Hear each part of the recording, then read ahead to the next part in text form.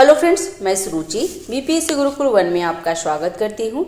आज हम देखेंगे फ्रेंड्स घटना चक्र ज्योग्राफी का जो बुक न्यू एडिशन बुक जो आया हुआ है उसका देख लेंगे टॉपिक जलमंडल। फ्रेंड्स इससे पहले जितने भी वीडियो बन चुके हैं आपको प्लेलिस्ट में मिल जाएंगे, जिसमें भारत का भूगोल और विश्व का भूगोल चल रहा है फ्रेंड्स टॉपिक वाइज, और हिस्ट्री का सर फ्रेंड्स मॉडर्न हिस्ट्री का टॉपिक वाइज सीरीज चल रहा है फ्रेंड्स, तो वहाँ पे जाके चेकआउट कर लेंगे। और विभिन्न एग्जाम का जैसे कि इम्तिहान जुनून सीरीज जो एडिटोरिया का आता है, और परफेक्शन आईएएस का टेस्ट सीरीज भी है फ्रेंड्स, तो आपको प्लेलिस्ट में वहाँ पे मिल जाएगा। बिहार स्पेशल का भी बुक अपडेट हो चुका है इम्तियाज अहमद का, तो वहाँ पे चेकआउट कर लेंगे और इसका लिंक आपको डिस्क्रिप्शन बॉक्स में दे दूँगी, और आपका टेलीग्राम चैनल है तो वहाँ पर ज्वाइन कर सकते हैं। तो स्टार्ट करते हैं आज का टॉपिक। फ्रेंड्स चैनल पे अगर नए हैं तो चैनल को सब्सक्राइब कर लीजिए, लाइक कीजिए, शेयर कीजिए। कोई त्रुटि रहती है या फिर कोई सजेशन आप मुझे देना चाहते हैं तो कमेंट बॉक्स पे आप हमें दे सकते हैं, ठीक है, जिससे मैं कुछ सुधार कर सकूं। और जो सब्सक्राइब करेंगे बिल्कुल फ्री है, तो सब्सक्राइब करके बेल आइकन दबा दीजिए ताकि जो भी मैं वीडियो डालूँ आपको सबसे पहले नोटिफिकेशन मिल जाए। तो स्टार्ट करते हैं। पृथ्वी की सतह के कुल क्षेत्रफल का लगभग 29.1% भाग पर स्थल क्षेत्र है, ठीक है, लैंड एरिया है। लगभग 71% जिसमें 70.9% भाग पे क्या है तो जल है, ठीक है। अर्थात पृथ्वी सतह पे पानी से ढका भाग लगभग 2/3 से अधिक है। जलमंडल के सर्वाधिक बड़े घटक कौन सा है तो महासागर है। पृथ्वी पर प्रमुख महासागरों की संख्या कितनी है तो 5 है। क्षेत्रफल के आधार पर इन प्रमुख महासागरों में अवरोही क्रम में कौन कौन से फ्रेंड्स तो ये प्रशांत महासागर सबसे बड़ा है। उसके बाद अटलांटिक महासागर, हिंद महासागर, दक्षिण महासागर और आर्कटिक महासागर। जलमंडल का सबसे बड़ा महासागर कौन सा है फ्रेंड्स तो ये प्रशांत महासागर है।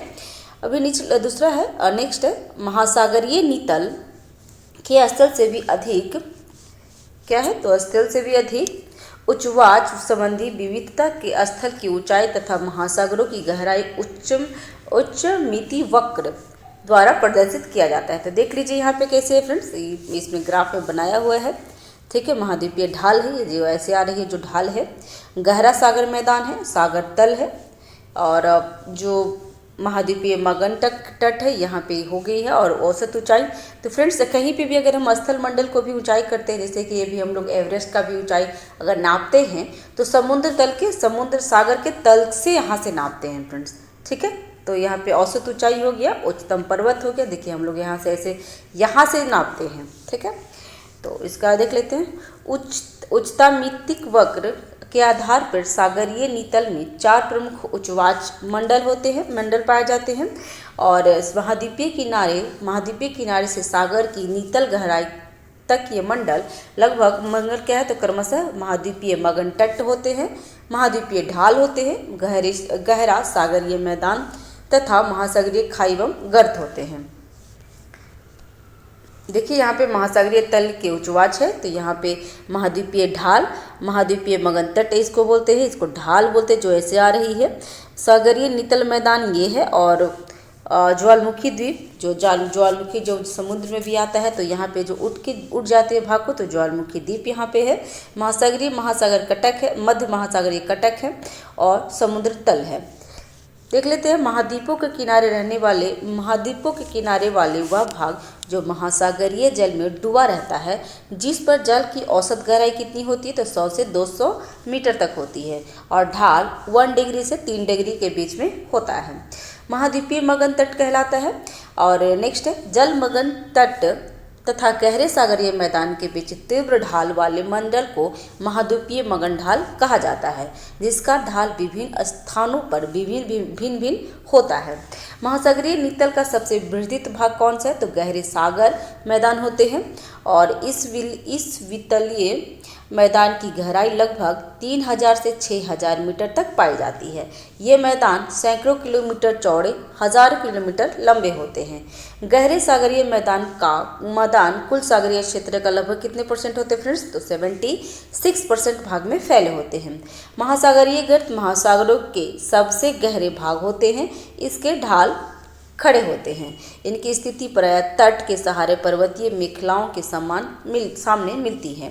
द्वीपों के सहारे भी गहरे खाई एवं गर्त देखने को मिलते हैं। चैलेंजर, जैसे चैलेंजर गर्त जो मरियाना खाई है, टोंगा खाई और क्यूराइल खाई इत्यादि। महासागरीय नीतल के अन्य प्रमुख जलमग्न लक्षण क्या है? तो कटक है। नेक्स्ट है समुद्री पर्वत, गुआट जो समतल शीर्ष वाले समुद्री पर्वत होते हैं, कैनियन है, विभंग है, क्षेत्र है इत्यादि। इस प्रकार के अनेक द्वीप प्रवाल भीति, जलमग्न ज्वालामुखी पर्वत आदि जलमग्न लक्षणों की विविधता को और बढ़ाते हैं।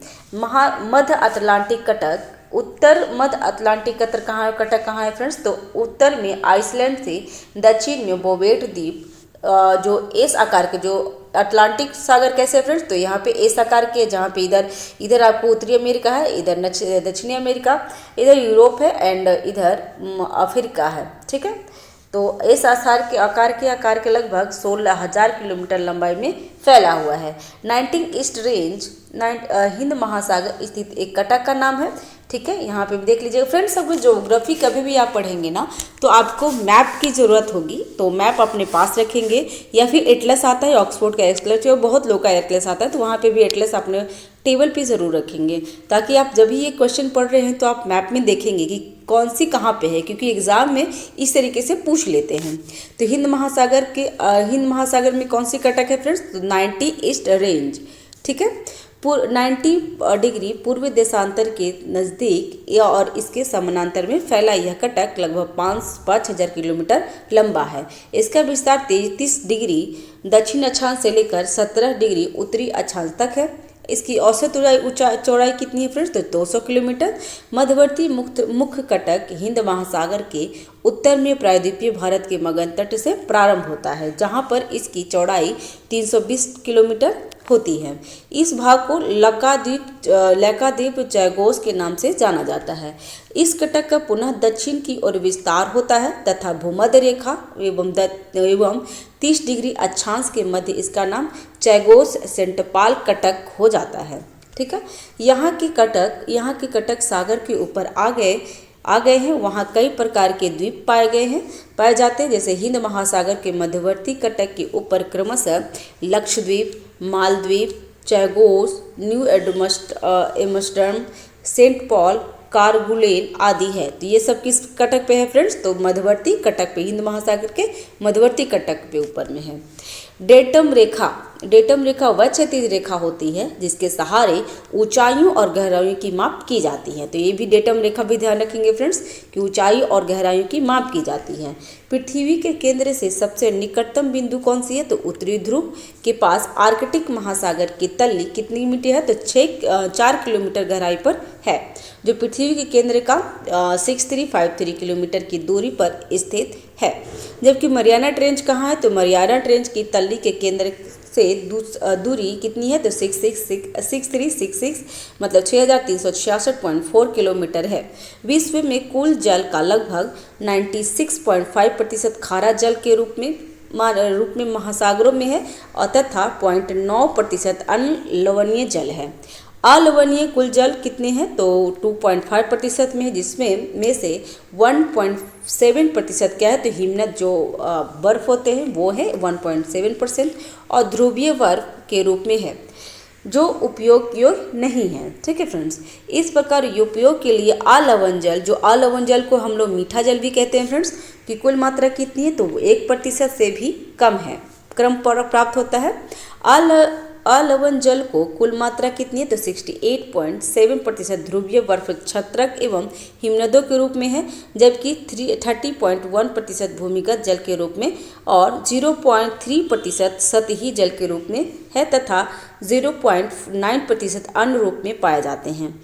इसलिए पानी को बचाना चाहिए बिल्कुल फ्रेंड्स, क्योंकि ये हमारे ओनली 1% है, जितनी भी वर्ल्ड में जितनी भी है पानी उसमें 1% सिर्फ पीने का पानी है, मीठा पानी। भूमि में गुरुत्वाकर्षण जल 0 अथवा 1.3 एटमॉस्फेयर से कम के तनाव पर स्थित होता है। केशिका जल 1/3 से 31 एटमॉस्फेयर दबाव के बीच में पाए जाते हैं।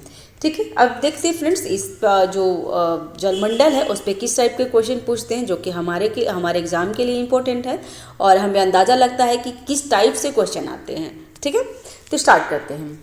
महासागर औसत तापमान के संदर्भ में निम्नलिखित में से कौन सा कथन सही है?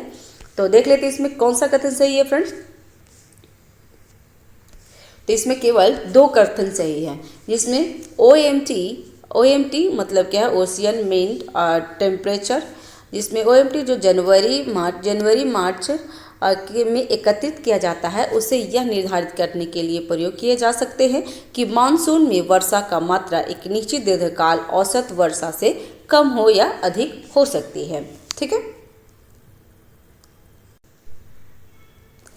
है, इसका देख लेते हैं डिस्क्रिप्शन में, क्योंकि डिस्क्रिप्शन हमारे लिए इंपॉर्टेंट हो जाएगा, क्योंकि ये एग्जाम IAS एग्जाम 2020 में पूछा हुआ है, मतलब रिसेंटली का एक क्वेश्चन है।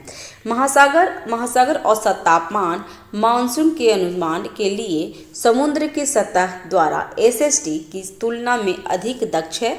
14 अगस्त 2018 के नेचर पत्रिका में प्रकाशित शोध के अनुसार हिंद महासागर के दक्षिण पश्चिम में 59 मीटर की गहराई पर जनवरी से मार्च महीने में 26 डिग्री 26 डिग्री समताप रेखा गुजरती है।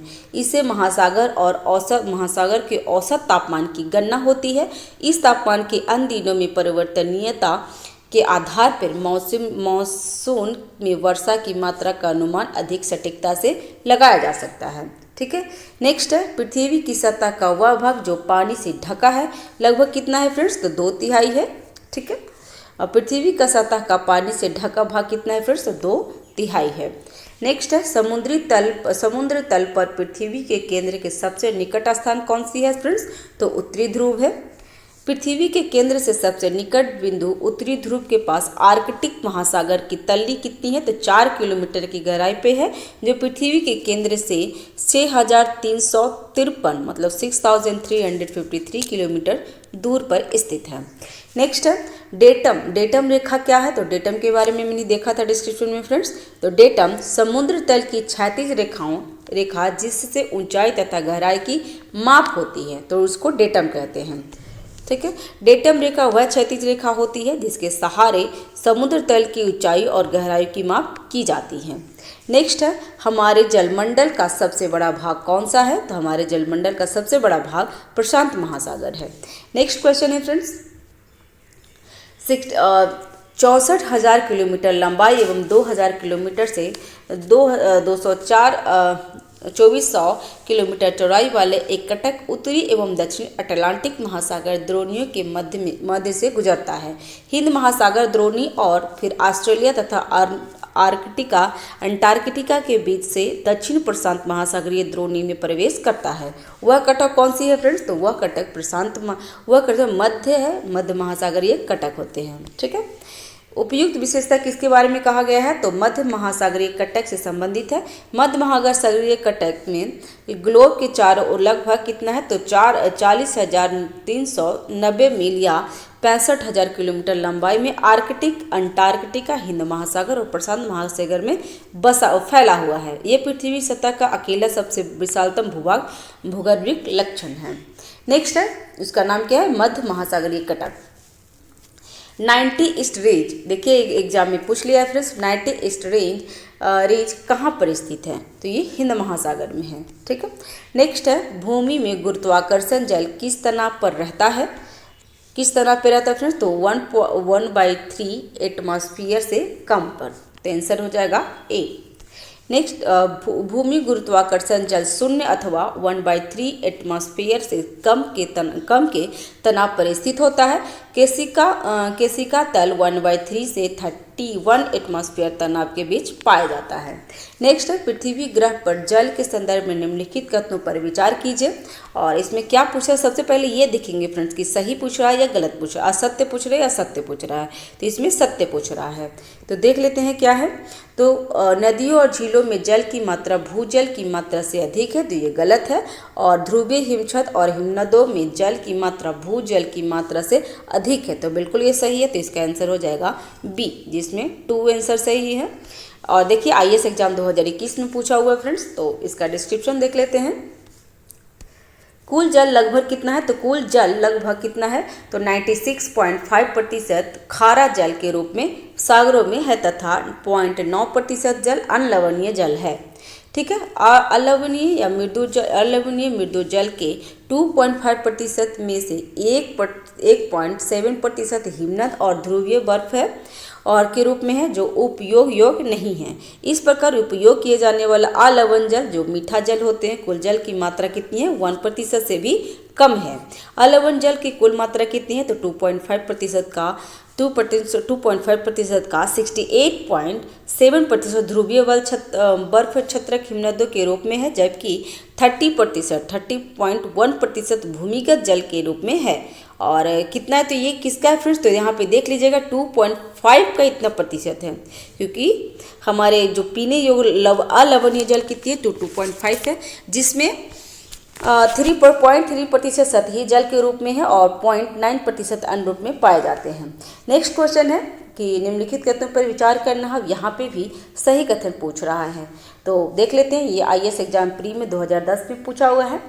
तो पृथ्वी ग्रह पर उपयोग के लिए उपलब्ध अलवणीय जल जो मीठा पानी कुल प्राप्त जल की मात्रा का लगभग कितना प्रतिशत है, तो 1% से भी कम है। तो ये सही हो गया फ्रेंड्स, तो इसमें सही पूछ रहा था, तो इसका आंसर ए हो जाएगा। नेक्स्ट है, क्योंकि अभी हमने डिस्क्रिप्शन में पढ़ रखा था, हमारे उपग्रह में मृदु जल की सर्वाधिक मात्रा है, तो कहाँ पे है, तो महाद्वीपीय एवं पर्वतीय हिमनदियों अस्थायी हिम में है। ठीक है। देखिए UPPCS री एग्जाम में 2015 में पूछा हुआ है। नेक्स्ट है, पृथ्वी ग्रह पर अधिकांश अलवण जल बर्फ छत्रक और हिमनद के रूप में रहता है। शेष अलवण जल का सबसे अधिक भाग कौन सी है, तो भूमिगत जल के रूप में पाया जाता है। ठीक है फ्रेंड्स, चैनल पे अगर नए हैं तो चैनल को जरूर सब्सक्राइब कीजिए। सब्सक्राइब करके बेल आइकन दबा दीजिए, ताकि जो भी मैं वीडियो डालूं आपको सबसे पहले नोटिफिकेशन मिल जाए और उसका आप लाभ उठा सकते हैं। क्योंकि अभी के किसी भी एग्जाम के लिए PYQ मतलब प्रीवियस ईयर क्वेश्चन बहुत इंपॉर्टेंट होता है, क्योंकि उसमें से 50% आपको उसी में से आ जाएंगे एग्जाम में, रिपीटेड क्वेश्चन। ठीक है। और नेक्स्ट क्वेश्चन है, महासागरीय नीतल का सबसे विस्तृत भाग कौन सा है, तो ये गहरे सागरीय मैदान है। उत्तराखंड PCS से 2012 में पूछ लिया है फ्रेंड्स। महासागरीय नीतल का सबसे विस्तृत भाग गहरे सागरीय मैदान डीप सी प्लेन है। इस बीतलीय मैदान की गहराई कितनी है, तो लगभग 3000 से 6000 मीटर तक पाई जाती है। नेक्स्ट है, लाल सागर एक उदाहरण है, तो किसका उदाहरण है फ्रेंड्स, तो अक्षीय द्रोणी का। लाल सागर एक अक्षीय द्रोणी का उदाहरण है। इसका डिस्क्रिप्शन देख लेते हैं। तो लाल सागर एक अक्षीय द्रोणी का उदाहरण है, जो अफ्रीका एवं अरब से अरब के बीच में स्थित है। कहाँ है, तो अफ्रीका यहाँ पे है फ्रेंड्स, और अरब यहाँ पे है, तो यहाँ पे लाल सागर है। ठीक है। इस क्षेत्र में चुंबकीय विसंगति का निर्धारण किया गया है। लाल सागर के आसपास वर्ष भर उच्च तापमान रहने के कारण रेगिस्तान जलवायु वाले देश स्थित हैं। इसके किनारे जिद्दा, हिजाज, पोर्ट सुडान, स्वेज तथा अकावा आदि नगर स्थित हैं। उत्तरी अफ्रीका तथा यूरोप का एशिया के देशों में से स्वेज नहर द्वारा संबंध होने के कारण इसकी व्यापारिक महत्ता बहुत बढ़ गई है। नेक्स्ट है, निम्नलिखित में से कौन सा समुद्र सबसे गहरा है, तो सबसे गहरा दक्षिण चीन सागर है। ठीक है। दक्षिण चीन सागर प्रशांत महासागर का दक्षिण चीन सागर किसका है, तो प्रशांत महासागर का हिस्सा है, जिसमें करीमाता और मलक्का जलमरू से लेकर ताइवान के जलमरू तक क्षेत्र में फैला हुआ है। लगभग कितनी है, तो 5377 मीटर गहराई है। जबकि बोरिंग सागर का मीटर कितना है, तो जबकि बोरिंग सागर कहाँ पे फ्रेंड्स, इसका यहाँ पे डिस्क्रिप्शन।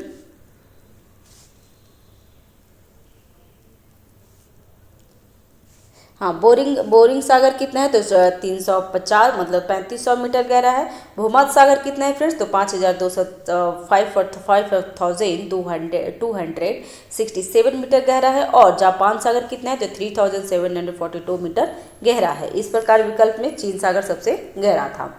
निम्नलिखित में से कौन सा सही समूह नहीं है, तो यहाँ पे सही नहीं है पूछ रहा है फ्रेंड्स। तो इसमें टेलीग्राफ पठार हिंद महासागर का, तो ये गलत है। जबकि कोको कटक कहाँ है, तो कोको कटक प्रशांत महासागर, वेल्विस कटक अंध महासागर और अगुलाहासा बेसिन कहाँ है तो हिंद महासागर में। देखिए एमपीपीएससी 2019 में पूछा हुआ है। देख लेते हैं टेलीग्राफ पठार कहाँ पे फ्रेंड्स, तो टेलीग्राफ पठार अटलांटिक महासागर में अवस्थित है। टेलीग्राफ पठार कहाँ पे है तो अटलांटिक महासागर में अवस्थित है। नेक्स्ट है, ठीक है फ्रेंड्स, इसमें बस इस वीडियो में बस इतना ही तक रखते हैं। नेक्स्ट वीडियो में हम देख लेंगे विश्व के प्रमुख सागर, जो कि बहुत इंपॉर्टेंट होता है।